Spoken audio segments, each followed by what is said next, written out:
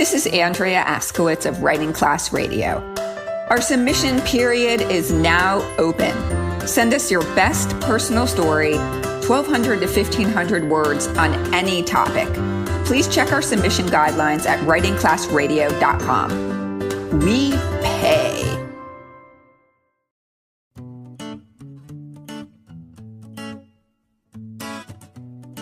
This is Writing Class Radio, where you'll hear true personal stories from the students in our class and learn a little bit about how to write your own stories. I'm Andrea Askowitz, the teacher of the class. And I'm Allison Langer, a student in the class.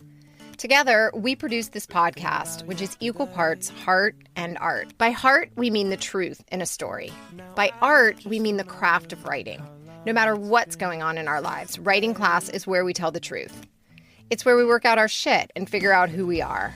There's no place in the world like writing class, and we want to bring you in. This is the second episode of Season 5.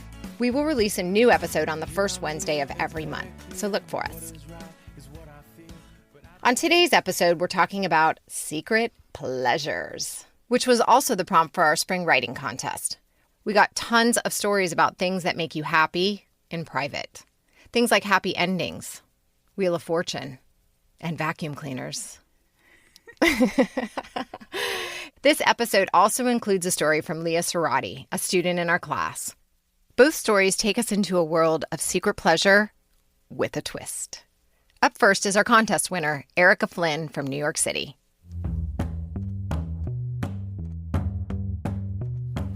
I am your secret pleasure. I'm a mistress for a living. Being the other woman has been paying my bills for 2 years now. It pays my rent, it buys me and my friends expensive dinners, fancy shoes, and designer bags. It buys books and flights. It buys me. As a professional sugar baby, I'm the fantasy, not the girlfriend. That means I don't get my period, I don't feel fat today, I don't get upset when you check out the waitress's ass as she walks away, and I'm never not in the mood. I'm the porn you watch while your wife is in the shower. I'm exactly what you shouldn't be doing. I don't mind being a mistress. If my only other options are wife or girlfriend, I figure mistress is the best choice. None of the responsibility and all of the sex. Also, you never have to play the fool. You just have to play your part. In New York, I was happily playing my part in older and richer men's lives. I dated lawyers, international real estate agents, hedge fund managers, business consultants, and strip club owners. Despite a flurry of different professions, they all had one thing in common: unhappy marriages. I was a sweet escape from their otherwise mundane sex lives.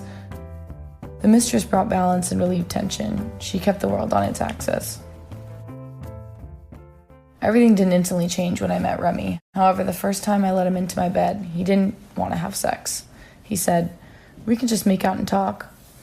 Remy was a friend of a friend. We met organically. He seemed in control and not into monogamy. He wasn't Aries like me. He was sober 5 years, but threw parties and sold weed for a living. He was visiting New York for Fashion Week when we both happened to be flying to Los Angeles the same day. He was going home, and I was visiting. We spent the entire week together. The first night, he came over to the studio apartment where I was staying. We had sex. Good sex. I didn't come, but I don't usually with a lot of men the first time. He came over almost every night after that to sleep with me. We didn't have sex. He would just hold me while I babbled on about my day, his eyes closed and breathing slowed. Sorry, I'm probably being so annoying. No, keep talking. I love it.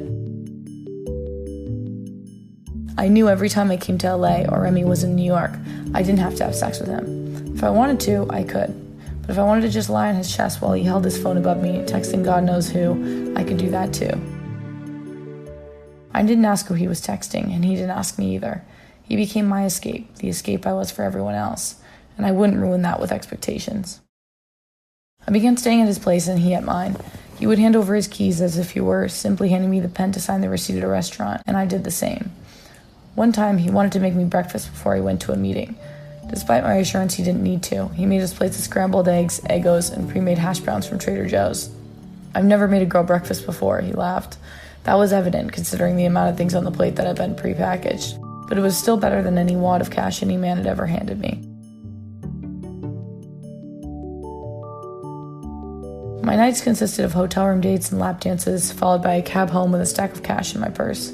I always tipped the driver well, showered, and fell asleep instantly. I couldn't imagine a sex worker lying awake at night. The emotional labor was exhausting. The payoff, however, was rewarding, and I treasured time spent alone at home in unflattering cotton underwear. Remy's nights were filled with acquaintances and people lined up at a door to a party they weren't necessarily invited to. He let them in anyway and listened to their drunken conversations. He knew everyone, but like me, typically went home alone. "You gonna miss me?" I asked him one night before he boarded a flight back to Los Angeles. He said, "I don't usually miss people, but I always miss you." We didn't text or call much in between trips. We had come to a mutual understanding that when we were in the same city, we belonged to each other, and when we weren't, we didn't. I was fine with that. Our lifestyles were parallel, but on opposite coasts, and in a perfect world, we had met our match. But every once in a while, we sent the other an "I want you" text, or I sent him a suggestive photo. He wasn't much of a texter, so his response usually resonated somewhere in the realms of, "Wow, your boobs look big." I blushed every time. He once texted, "Thank you." I texted, "Thank you for what?" "Thank you for being you."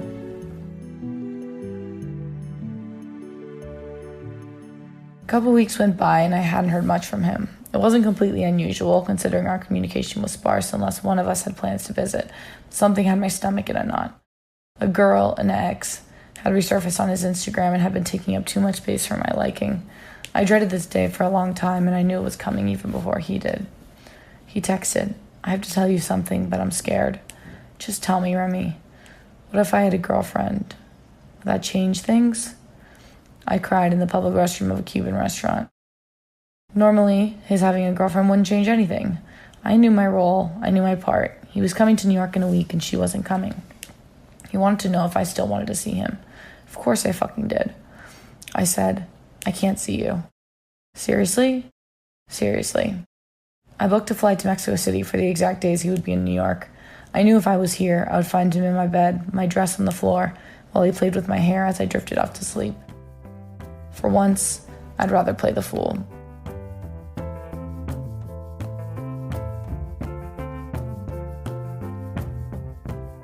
Damn! I love it. I know. I loved it too. I mean, how many times have you wondered, like, what's going on with these guys? Who are they talking to? Who are these other women? Have you? Don't think I've ever wondered that. Really? But what's so awesome about this story is that she is the secret. She's totally telling us that she's that person. She's not like, "Oh, I've been cheated on," until the end. But it's not even a cheat situation. Yeah, no, she's not even saying that. She just knows that he's not choosing her long term, and she didn't care until now. That was such an interesting point of view. She takes us into this other world where she's the mistress. Dang. And she makes a really great case for it. Yeah. I liked her too. She's a really likable narrator, even playing her role, you know? You know what I liked about her? I liked that she got vulnerable at the end, and also she got really human. Like at the beginning, I was like, wait, really? Are you really okay? And she says she is, but then at the end, she's not. Not when she has real feelings for the guy. She's okay being that person. She's totally okay. Yeah.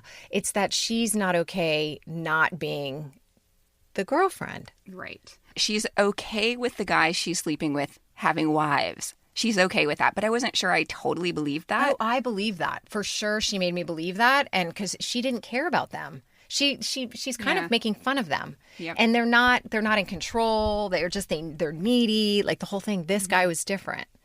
But then I totally trust her because at the end, she's willing to show us her own vulnerability, like her own hurt. And I'm so proud of her. Oh my God, this is a hard place to write from. And she did it expertly. Very few additional words. She kept it really tight and she got to the point. And we loved her because I think you're right, of her vulnerability at the end and that she really loved this guy. That was painful. If a narrator does a good enough job of telling us where she's coming from, even if she has a different worldview than I have, I will like her. But in this case, her worldview is so in opposition to what I think is okay. I mean, she's a professional cheater. She's not cheating. That's true. She's not cheating. Yeah, she's not cheating. Huh, maybe that's it. Maybe that's why. She's totally upfront about who she is. If I were to date, so I'm single, right? So if I were to date a married man, that's what this woman is. Okay, would I judge you? Yes. No, I would judge the man. we don't want people to think that we're judging their stories, but I'm telling you, I don't care what you send out there. People judge you and then they understand you and then they get over it. It's like stages of storytelling. I mean, we say really vulnerable things that may or may not be interpreted by other people the way we hope they will. But that's part of telling our story and sharing our story. And I think in this situation, this woman telling her story, she knows some people are going to think she is the biggest piece of shit ever.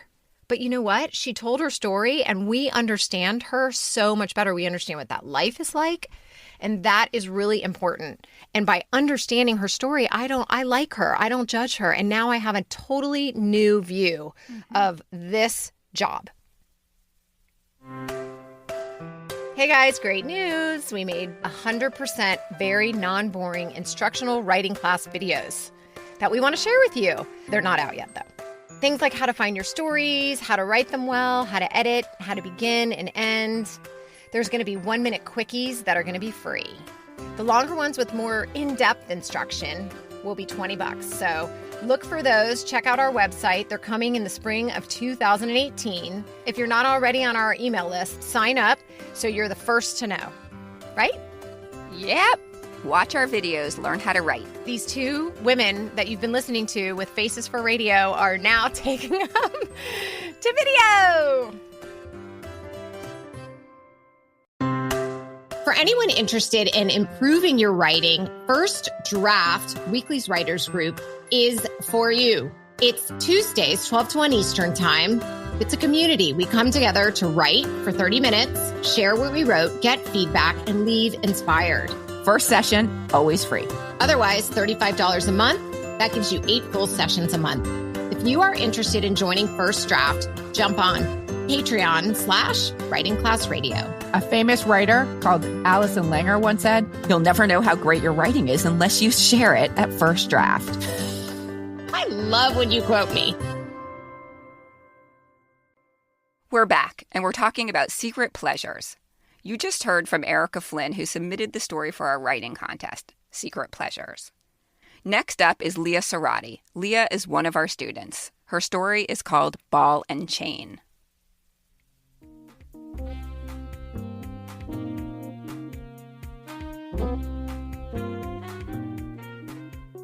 The Ball and Chain is a kitschy bar and lounge that caters to the tourists who flock to Little Havana, seeking remnants of Cuba without fully understanding the complexity of exile. An old poster from the 30s is posted on the jungle green wall. It reads, "Tonight, Amateur Striptease Contest." It's a tribute to the nights during Prohibition when this place hosted the likes of Count Basie and Billie Holiday, which is why I started coming here to begin with. My plan was to sit here during the day, summoning the muses. Now I come here as a matter of habit. In part because of proximity, I live within walking distance, and in part for the anonymity. Everyone sitting at this bar is a tourist. The white couple who is wasting away their retirement check getting drunk on piña coladas, making everyone uncomfortable with their overindulgent PDA.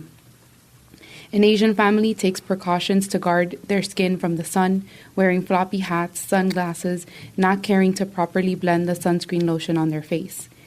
And at least 6 people who have their camera phones out crowding an old man who is dancing for tips. But if I'm being honest, I come here to listen to the band. Or rather, to watch the band. And when I say the band, really I mean one musician, the one the band is named after. He sings in Spanish, usually improvising the lyrics, while he plays the keyboard. Where he's from, they call this un conjunto, from the Spanish word for together. And sometimes I just sit here and secretly wonder what it would be like to be together with him. I've been doing this sporadically for 3 years now, but I don't always behave the same way. The first time I came to the Ball and Chain, I wore a loose chiffon dress of modest length. It was also the first time I danced with Lázaro, a Cuban man in his 70s, a resident of the neighborhood, who comes to the bar on a schedule even though he isn't on their payroll. He dresses in tropical colors, always careful to perfectly match the color of his shirt to his pants. Lázaro is smooth, and even though he's at least 40 years older than I am, you can't really tell his age until the music stops, he takes a break, and you see that his back is slightly rounded, and he almost shrinks. He moves his feet to the rhythm of the claves and mostly dances alone. The first time we danced, he was wearing a deep purple satin shirt with lavender pants. He wore white loafers to match his white leather belt and a white fedora. After watching him for a while, I smiled and gestured to him. ¿Quieres bailar conmigo? I mouthed to him in Spanish, asking him to dance with me.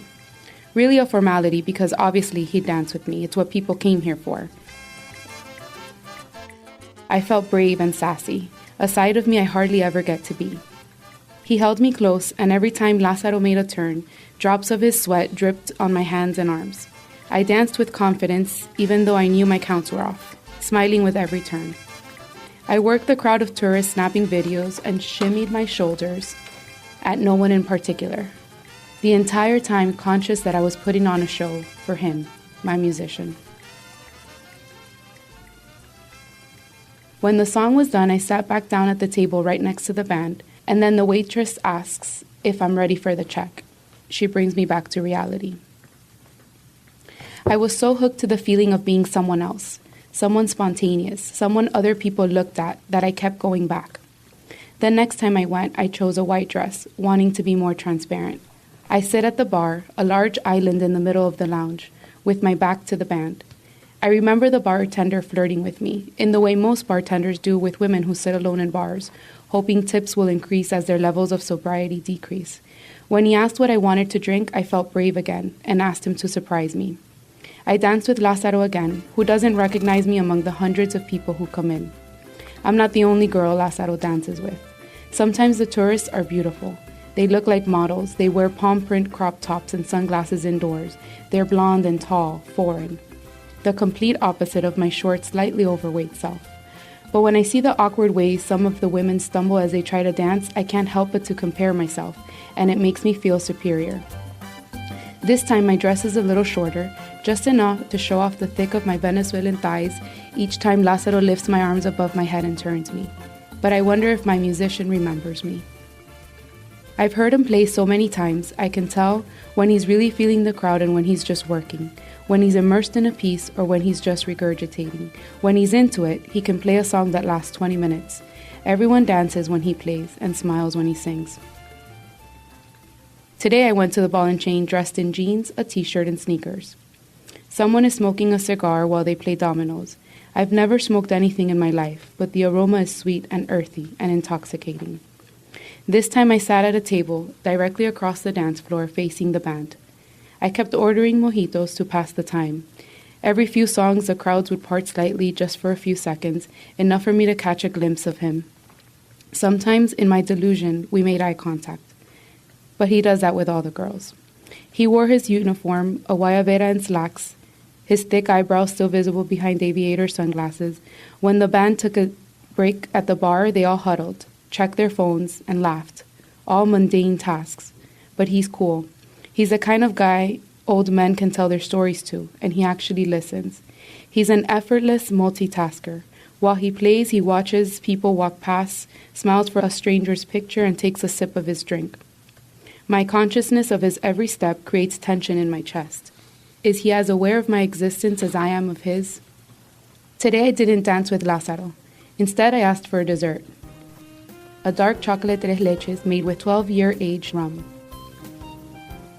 I eat it slowly, sighing, feeling more myself than ever, imagining all the things I might say if we ever spoke.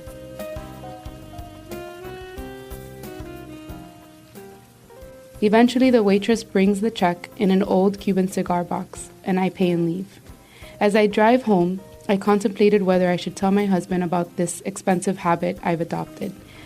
But when I get home, he doesn't ask any questions, so I don't say anything.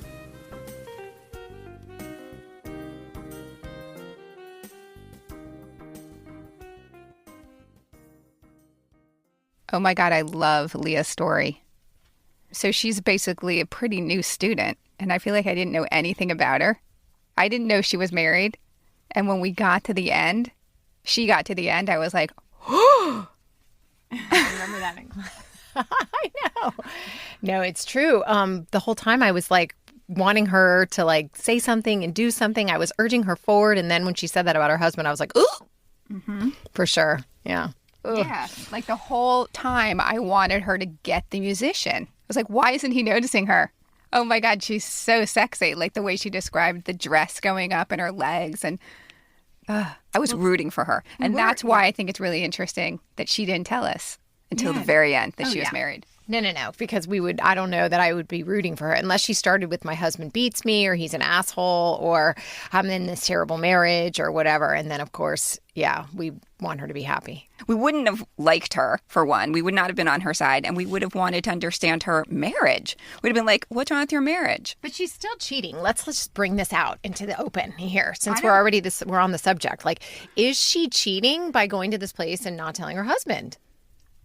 I don't know. I've been thinking about it. I'm not sure. Okay, but would you like it if you found out your wife doesn't come home at the end of her work day to hang out and help you with the kids and everything? She is going to ball and chain and flirting with a musician. Well, wait, if she's not helping with the kids, I'm pissed. But if she comes home from ball and chain instead of going to work and is all like sexy, then I'm maybe not pissed. Oh, come on. Okay, so maybe it's right, maybe it's okay, maybe it's wrong. It depends on your marriage, and I'd say what you've agreed to. But if the husband has no idea that she's sort of solving whatever issue is going on with her at this place, I feel like if it's not okay unless he knows, oh, she's at ball and chain tonight. Like, that's why it's so impressive at the end, because we're like, oh, she's doing something wrong. That's why it's a secret pleasure. Maybe that's what makes it fun. And here we are commenting on her life. It's so hard not to comment on the actual storyline when we hear these kind of things, especially as we get to know people and as we read stories and stuff like that. It's impossible. We're human. We want to jump in and start giving our opinions. But let's comment on the writing. Let's talk about all the great things that she did with the writing, because I don't think we're going to get to the bottom of whether this is a breach of, if this is infidelity or if this isn't, because that's not our problem right now. Well, what was so well done in terms of the writing is that she didn't tell us that she was married until the end. So we didn't get all caught up in our minds about whether or not she was cheating. She's drawn us into scene. So we're right there at ball and chain. We are dancing with this old guy, Lazaro. Like, we see exactly what he's wearing. We feel his sweat on our arms. Like, that's so gross, but not for her. So I accepted it. And I love that she wanted to dance with him so that she could get noticed. Mm-hmm. It was such a subtle way of banging the guy over the head, the musician, right? Subtle way of banging. Right, yes. Instead of going, hey, it's just these days, it's like you'd get his phone and text him and be like, hey, meet me in the back corner. And it's just it was just such a romantic and subtle old school way of getting noticed. And I loved it. I don't know that she really wanted to she wanted to get noticed, but did she really want to go home with him? Probably not. That's what I get by the ending. That's why I don't think she cheated. That's why I'm not sure. Right. I won't judge her. I don't know. I also just think her voice, the way she's so subtle. I don't know. This narrator is just, she seems like she has good intentions. I think that when she tells us at the very end that she's married, my understanding of who she is as a person changed, but I didn't judge her negatively. Actually, I'd already fallen in love with her. I was on her team totally. And then when she told me that she was married, she was just talking to me, that she was married, I was like, oh. And now I want to hear about her marriage. It's very clear that what is right is what I feel, but I believe someday we'll be lazing peacefully. Thank you for listening. If you have a business or startup, let Andrea help you tell that story. She'll come to your office and teach all your employees how to better articulate why they do what they do. Because stories sell. And I'm for hire too. Let me help your high school senior write their college essays. Writing Class Radio is produced by Virginia Laura, Misha Morell, Andrea Askowitz, and me, Allison Langer. Theme music by Ari Herstand. Additional music by Deanne Key, Lobo Loco, and Poddington Bear. Writing Class Radio is sponsored by and recorded at the University of Miami School of Communication. There's more Writing Class on our website, Twitter, and Facebook. Study the stories we study and listen to our craft talks. A new episode will drop the first Wednesday of every month. And look out for our videos coming soon.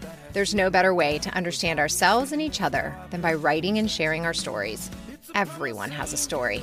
What's yours?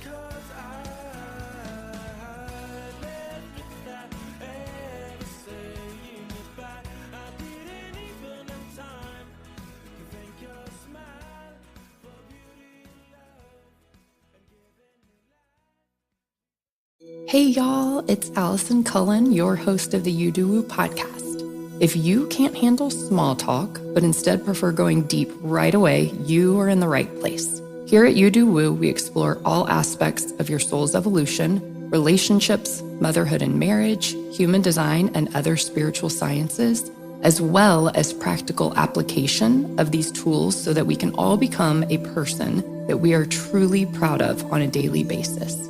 Keep in mind, I don't have my ducks in a row or my shit together, and neither does anyone else that's a human on Earth School right now. But I am here to walk through it along with you and talk about the things that truly matter.